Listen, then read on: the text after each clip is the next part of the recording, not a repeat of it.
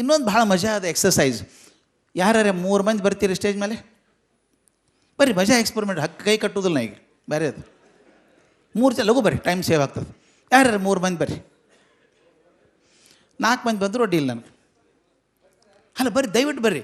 You are all wonderful volunteers. I please come, ಬರ್ರಿ. ಮಜಾ ಅದ. ಕಲೀಲಿಕ್ಕೆ ಅಲ್ಲಿ ಕೂತು ನೋಡೋದಕ್ಕಿಂತ ಇಲ್ಲಿ ಭಾಗವಹಿಸೋದು ಭಾಳ ಮಜಾ ಇರ್ತದೆ.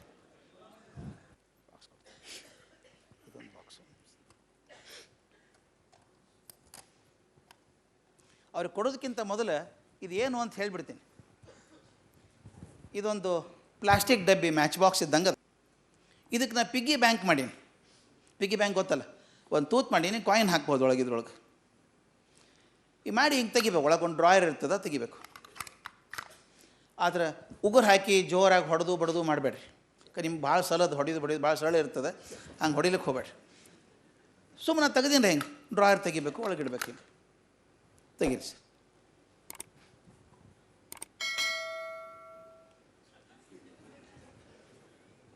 ಒಮ್ಮೆ ತೆಗೆದು ತೋರಿಸ್ಲೇನು? ತೋರಿಸ್ಬಿಡ್ತೀನಿ. ಈ ಪಿಗ್ಗಿ ಬ್ಯಾಂಕ್ ಮರಿಬೇಡ್ರಿ. ನೀವು ಏನು ಮರ್ತರು, ಪಿಗ್ಗಿ ಬ್ಯಾಂಕ್ ಮರ್ತ್ರ ಬರೋದಿಲ್ಲ ಅದು. ಪಿಗ್ಗಿ ಬ್ಯಾಂಕ್ ಗೊತ್ತಿತ್ತಂದ್ರೆ ಅಗ್ದಿ ಸರಳ ತೆಗಿಬೋದು. ಹಿಂಗೆ ಏನೂ ತ್ರಾಸೇ ಇಲ್ಲ.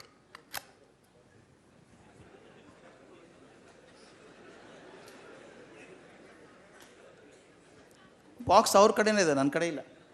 ನಿಮಗೂ ತೋರಿಸ್ಬಿಡ್ಲೇನು ಸರ್ ಒಮ್ಮೆ? ತೋರಿಸಿ. ಯಾಕಂದರೆ ಪಾಪ ಅವ್ರು ತೋರಿಸಿ ನಮಗೆ ತೋರಿಸಿ. ಪಿಗ್ಗಿ ಬ್ಯಾಂಕ್ ಮರ್ತ್ರ ನಿಮ್ಗೆ ಬರೋದಿಲ್ಲ, ಅದು ಹೇಳ್ಬಿಡ್ತೀನಿ. ಪಿಗ್ಗಿ ಬ್ಯಾಂಕ್ ಮರ್ತ್ರ ಬರೋದಿಲ್ಲ. ಭಾಳ ಸುಲಭದ ನೋಡ್ರಿ, ಏನೂ ತ್ರಾಸೇ ಇಲ್ಲಪ್ಪ. ಅದ್ಯಾಕೆ ಕಷ್ಟಪಡ್ತೀರೋ ಗೊತ್ತಾಗೋದು ನನಗೆ. ಹಾಂ, ಕರೆಕ್ಟ್ ಕರೆಕ್ಟ್ ಕರೆಕ್ಟ್.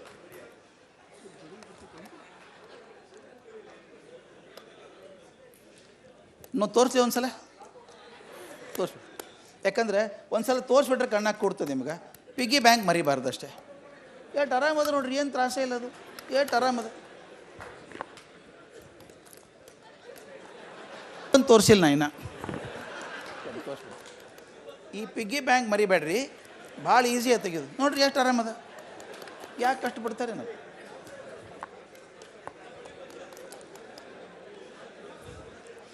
ಬಾಕ್ಸ್ ಅವ್ರ ಕಡೆನೇ ಅದನ, ಮತ್ತು ನನ್ನ ಕಡೆ ಜಾದು ಅಲ್ಲ, ಏನೂ ಅಲ್ಲಿದು.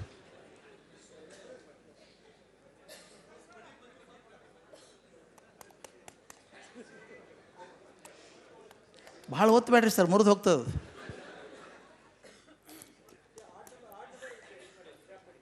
ಹಾಂ, ಕರೆಕ್ಟ್ ಸರ್ ಹೇಳ್ತಾರೆ ನೋಡಿ. ಟ್ಯಾಪ್ ಮಾಡಿರಿ, ಟ್ಯಾಪ್ ಮಾಡಿರಿ. ಇಲ್ಲ, ಭಾಳ ಕಷ್ಟಪಡ್ತೀರಪ್ಪ ಯಾಕೋ ನೀವು. ಒಂದು ಸಲ ತೋರಿಸ್ತೀನಿ ಕೊಡ್ರಿ ಸರ್. ಇದು ಪಿಗ್ಗಿ ಬ್ಯಾಂಕ್ ಅದಲ್ಲ, ಭಾಳ ಸುಲಭ ಅದು. ಎಷ್ಟು ಈಸಿ ಅದ, ಏನಿಲ್ಲ ಇಲ್ಲ ಇದ್ರಾಗ, ಅಗ್ದಿ ಸುಲಭ ಅದು.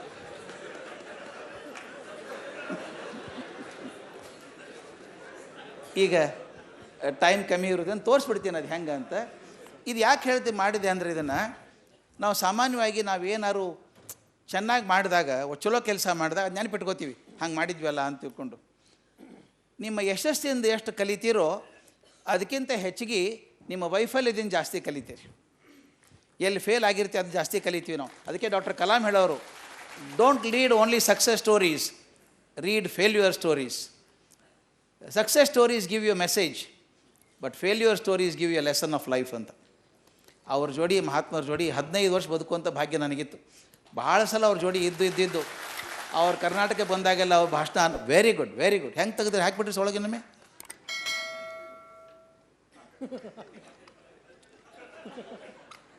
ಎಷ್ಟು ತೆಗೀರಿ ಸರ್, ಹಾಕ್ಲಿಕ್ಕೆ ಬರೋಲ್ತಲ್ಲ ಅದು. ರಿಟೈರ್ ಆಗ್ತದೇನು?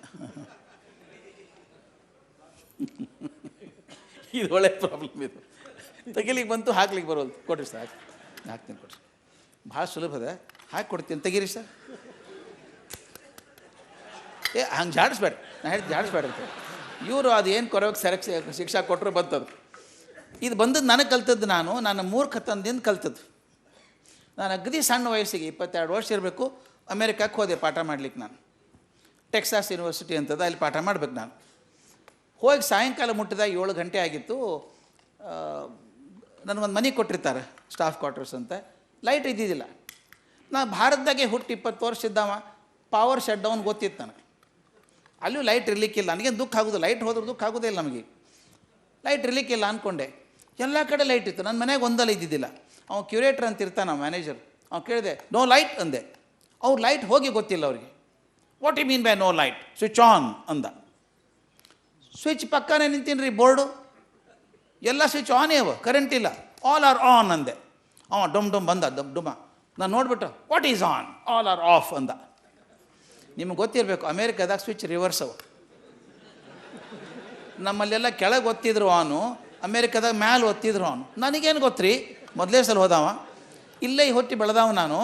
ಅದು ನನ್ನ ಬಗ್ಗೆ ಯಾಕೆ ಕೆಟ್ಟ ಅನ್ನಿಸ್ತು ನನಗಂದ್ರೆ, ಸ್ವಿಚ್ ಬೋರ್ಡ್ ಮಗ್ಗಲ ನಿಂತೀನಿ ರೀ, ಕುತೂಹಲಕರ ಒಂದು ಒತ್ತಿ ನೋಡಬಾರ್ದ ಮೇಲೆ ಒತ್ತಲೇ ಇಲ್ಲ ನಾನು. ಯಾಕಂದ್ರೆ ಮೈಂಡ್ ಸೆಟ್ ಇದೆ, ಹೇಳೋದು ನಾ ಮೈಂಡ್ ಸೆಟ್ ನಮಗಿರ್ತದೆ. ಅದೆಲ್ಲರೂ ಆನೇ ಅವಲ್ಲ, ಮುಟ್ಲಿಕ್ಕೆ ಹೋಗೋದಿಲ್ಲ.